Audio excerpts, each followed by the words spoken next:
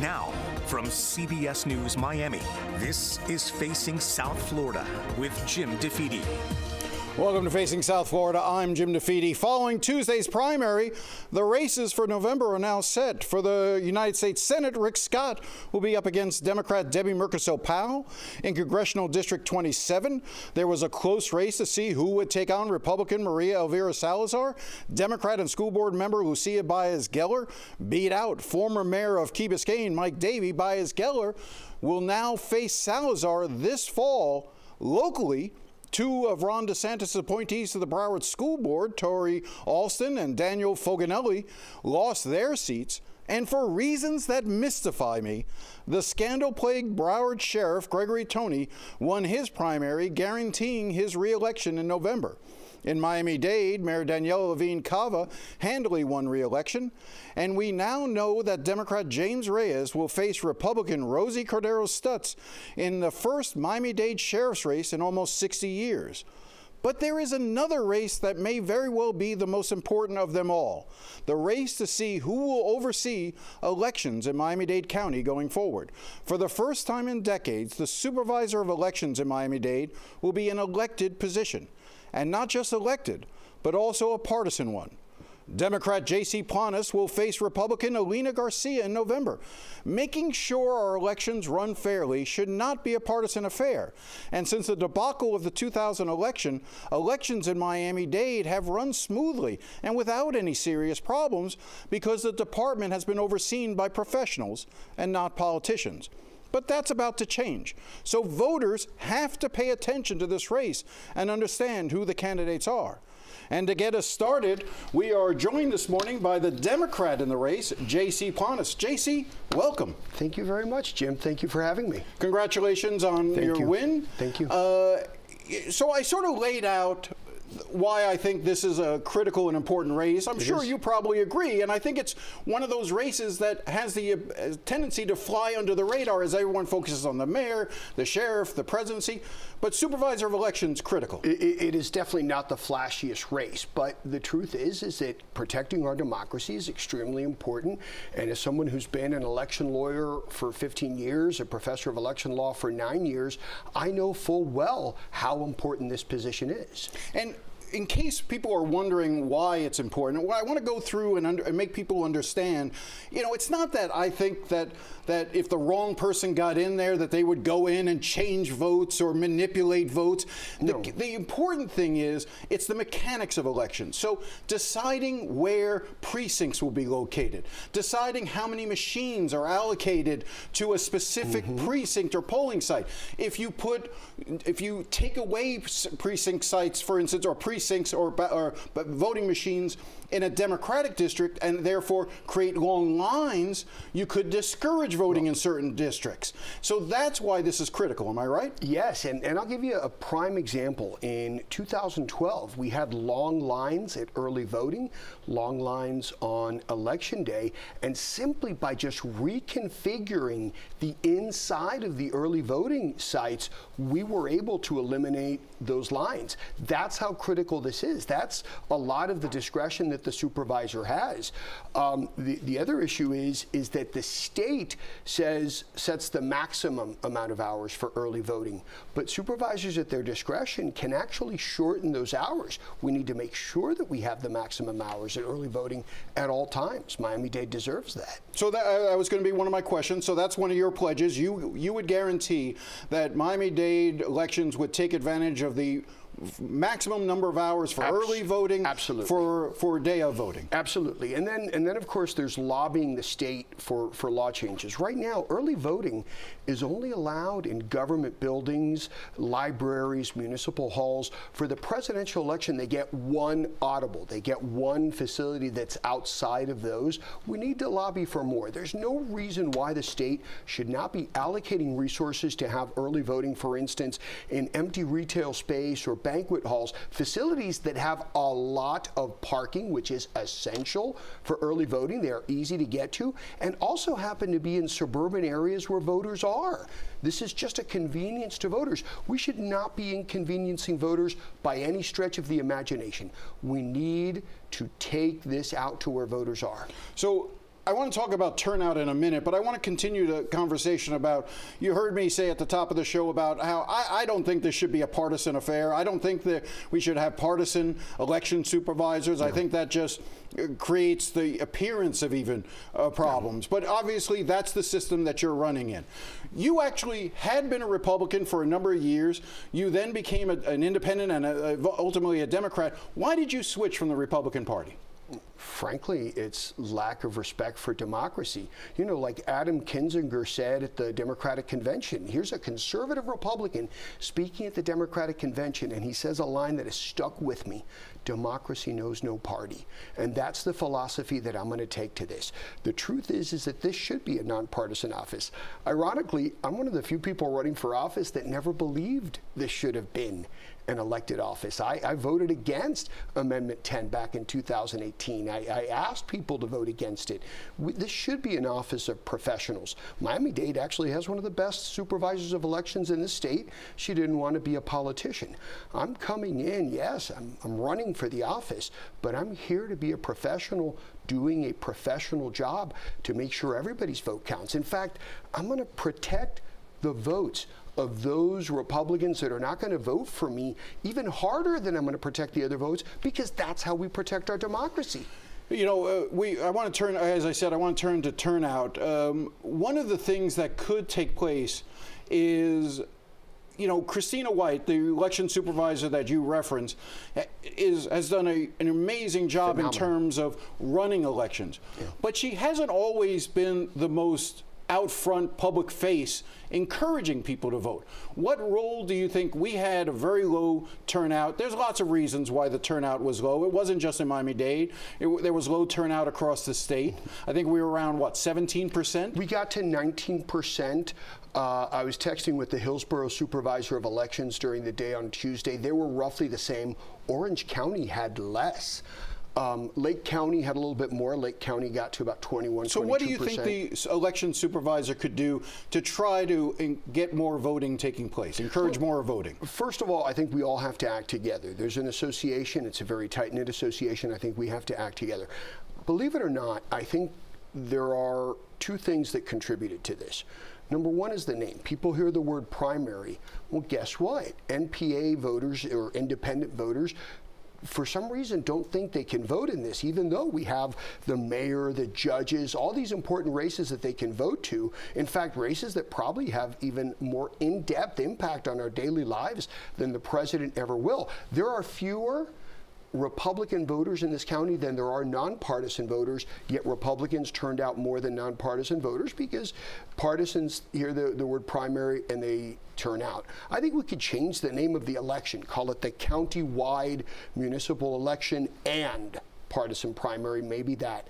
I think the cancellation of the vote-by-mail ballots, the automatic receipt of vote-by-mail ballots, was very detrimental, because not only obviously do they come in, but some people, they see the ballot in their mailbox and maybe they won't fill it out, but it's their reminder that they have to go and vote. So I just want to hold you there, because I want to make sure people understand what you're talking about.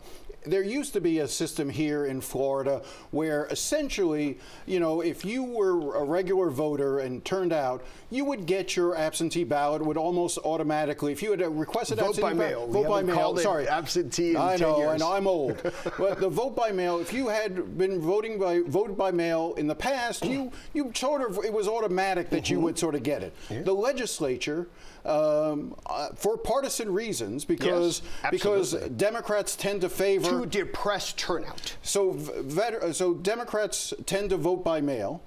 And so the legislature passed laws to reform what they said was a perfect system. Yeah. And what they essentially did was say every year you have to reapply to get a vote-by-mail ballot. So if you were used to getting it automatically and you didn't apply for one, you suddenly didn't get it this time around. Let me give you the perfect example. My mother-in-law has a master's degree. My mother-in-law worked at the Miami-Dade County Attorney's Office for almost 50 years. With her education, with her experience, I had to help her fill out the application online because it's that cumbersome. And this wasn't an application designed by the local supervisors. This was Tallahassee. So if my mother-in-law with a master's degree is having a hard time filling out her new request for vote by mail? How do you think the average resident and citizen is having? This is unconscionable, completely. All right. Your opponent is Alina Garcia, who is a state representative. You're a former state representative as well. Yes. She's currently in the state legislature. She's not running for re-election. She's running for this position instead. I've reached out to her. She has not responded. Would you be willing to do a debate with her here on the show? Absolutely love to. I think this is what the voters deserve. Voters deserve for candidates to come before them and talk about their issues, talk about what they want to do, talk about their experience and their background in this field. I'm always willing. I mean, I love talking about election law and how elections are run. So you mentioned earlier that you've been an election lawyer for a number of years. This is a specialty for you. Why did you go into this as a specialty? Well, they put they put 4 candidates against me in 2006. I kicked 2 of them off the ballot. So when I'm termed out in 2010, I end up knowing more about election law than most lawyers, and I fell in. But I've been in love with the electoral process since I was 8 years old. We lived in Jacksonville. The mayor of Jacksonville was running for governor. My parents took my brother and I all over the state campaigning. And when he loses in the primary, they then took us all around the state campaigning for a then little-known state senator from Miami Lakes named Bob Graham.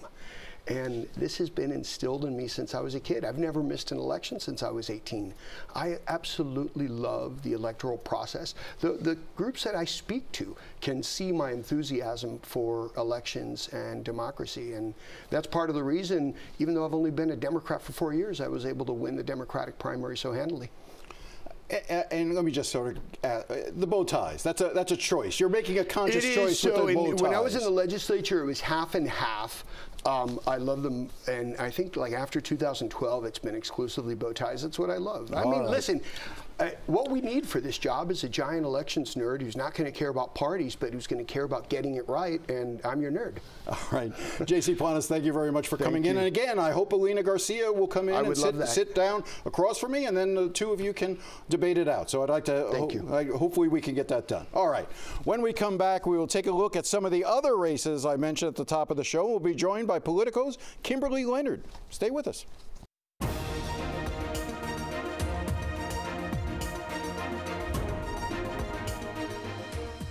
Welcome back. I want to dig a little deeper into Tuesday's election results as well as look ahead to November. And I can't think of a better person to do that with than the author of Florida's Political Playbook, Kimberley Leonard. Kimberley, thank you for coming in. Hi, thanks for having me. So, first time on the show, and so very appreciative of you stopping by.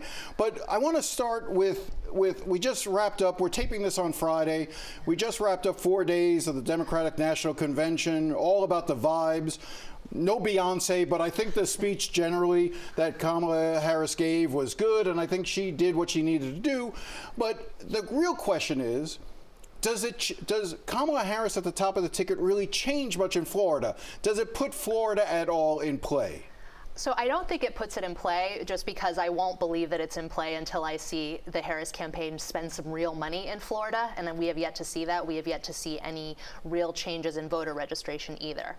I do think it might narrow the victory that Trump will have in Florida, and undoubtedly it's generating a lot of energy. I think they announced this week that there were 33,000 volunteers now who were just in Florida, doing door knocking and phone banking and things like that. So I think it does change the way that the race is perceived and how involved people are getting. I also think that it could have an effect on some of the amendments, especially the abortion amendment. I've even had Republican women who identify as pro-abortion rights tell me that they hope that having Harris at the top of the ticket will help to move this issue forward. So they're going to vote Trump, but then they're also going to vote in favor of abortion rights. Yeah, I think, I completely agree with what you just said. I think in some ways, if Joe Biden had been at the top of the ticket, it would have been very reminiscent of the 22 governor's race.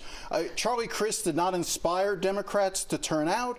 And, Ron DeSantis won by 19 points, but it wasn't so much that Ron DeSantis did so much better than his previous election. It's that Democrats Democrats just stayed home and the Democratic Party sort of collapsed in terms of turnout. And I think Biden, as you said, may have been headed that way as well in Florida, depressing turnout, and now Democrats are enthused, and I think the amendments, also marijuana, may benefit as a result of it. So that's a big step forward. But some people still want to sort of talk to me about that it's going to have an effect on the Senate race. You know, so let's talk about that race. It's all about the money. Again, spend money. It's an expensive place to campaign. Well, you were at Debbie Murkazell-Powell's victory party on Tuesday. What was the feeling like there? Yeah, and the timing wasn't great because obviously a lot of Floridians, a lot of Florida Democrats were, you know, out in Chicago for the DNC. But yeah, there was a lot of energy around her candidacy. You know, if she were to be elected, she would be only the second Latina to join the Senate. So that idea energizes a lot of people, especially in a state where, you know, the Hispanic voting bloc is so influential. And so, you know, she got up on stage. I think it was pretty clear that she was leading the pack all along the way. You know, even President Biden had endorsed her in Tampa, or at least, you know, said we need to elect her, which I took as an endorsement. And, you know, she's using a very similar playbook to what Vice President Harris is using against Trump. She's talking about, you know, the freedoms that we should be able to enjoy in our state. And, you know, and when she says that, she means, you know, freedom for reproductive rights, freedom to, you know, have Social Security and Medicare continue and things like that. And so we are seeing that very similar dynamic play out. And I think it'll be interesting to see if Harris herself comes to Florida to campaign and who is, you know, standing around her when she does that. There's also a thing, Democrats just they really want to take Rick Scott out. There's just something about Rick Scott that gets the Democrats. And what I always say is, I don't think anybody loves Rick Scott. Maybe Mrs. Scott loves Rick Scott. I don't know. But generally, I don't know that he's somebody who creates a lot of passion, but he wins. And at the end of the day, that's all that matters. They don't have to love you, they just have to vote for you. And Rick Scott is that guy who can, you talk about money, you know, can write that check if they come to him at the end and say, we need another $4 million to run ads across the I-4. He'll write that check for $4 million and he'll get his 2 or 3 point victory. He's never going to win in a blowout, but he's always going to try to win just by enough. Works really hard, shows up in all the right places. He was talking to the Venezuelan opposition leader last week right before I interviewed him. You know, he understands where to be at the right time. And so I do think that it's not just the money, it's also, you know, the work that he puts into it. And as far as, I mean, I think maybe I think when you say nobody loves Rick Scott, I will say, having interviewed people who've worked for him over the years, he's might be the only politician where I haven't gotten, you know, a bad word or anything negative after. People who work for him are very effusive about working for him, which I realize might sound odd, but that has been something that I've noticed over the past 5 years or so. There was I just want to touch on one congressional race up north in the Panhandle, the Matt Gaetz race. Yeah. This was the end of the Kevin McCarthy vengeance tour. Mm-hmm. He had tried to identify some of those Republican House members who had cost him the speakership, chief among them Matt Gaetz. He spent probably $3 to $4 million through his super PAC, you know, with negative ads against Matt Gaetz. But yet Matt Gaetz came and won with 75% of the vote. Even more. Yeah. I mean, people love the Matt Gaetz story, love or hate him. You know, they just really want to follow his career and what happens. We had a story that Gary Fineout from Politico did extraordinarily well on our site. Gaetz seemed very confident about, you know, not just winning, but winning big from the very get-go. Now, I do get the impression from what I've heard that McCarthy might have been workshopping some of this just in case Gaetz does decide to run for governor next time.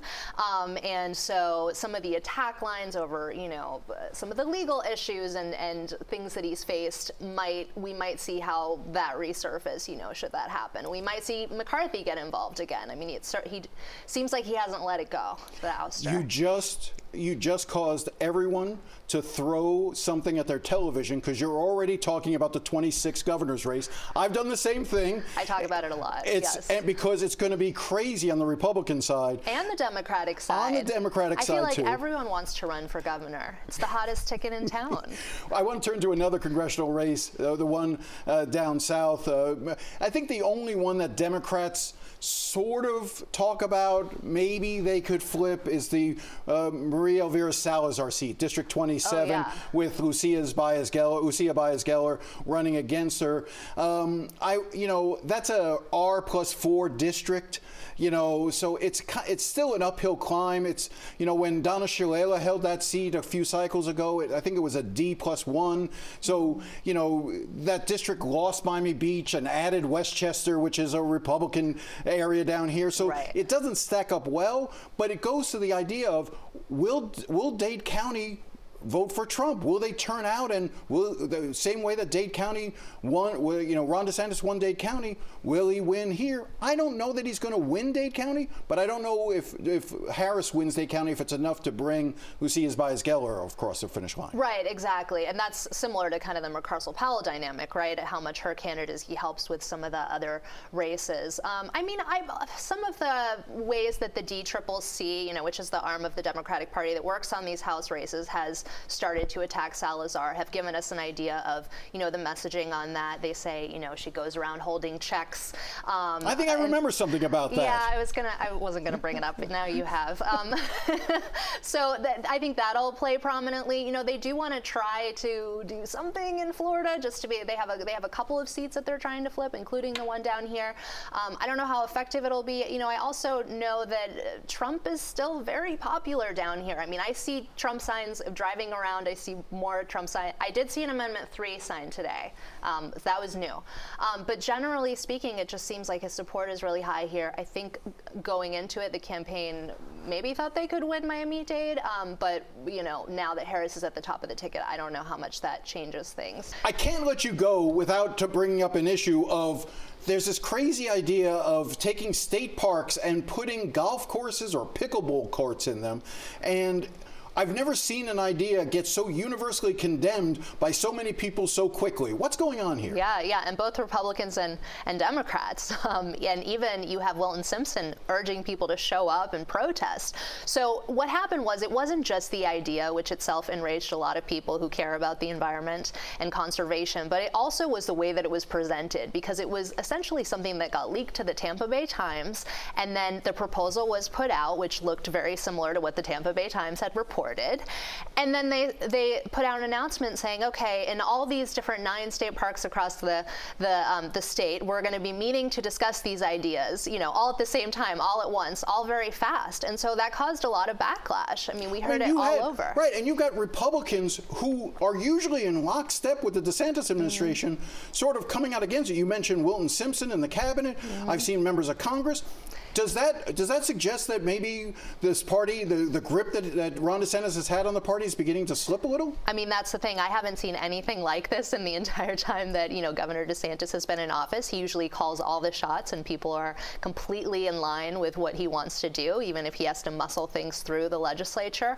Look, he is entering his final couple of sessions, and the attention very soon will turn to who is going to be the next governor of Florida. So that definitely has an impact as to his influence. Kimberley Leonard, thank you. We'll have you back. We'll continue these conversations. Thank you. I really appreciate it. All right, we'll be right back after the break.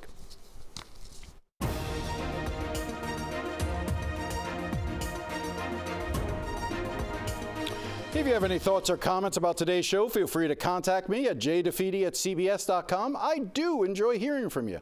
Well, that's all the time we have. We'll be back again next week. Thanks again for watching, and enjoy the rest of your day.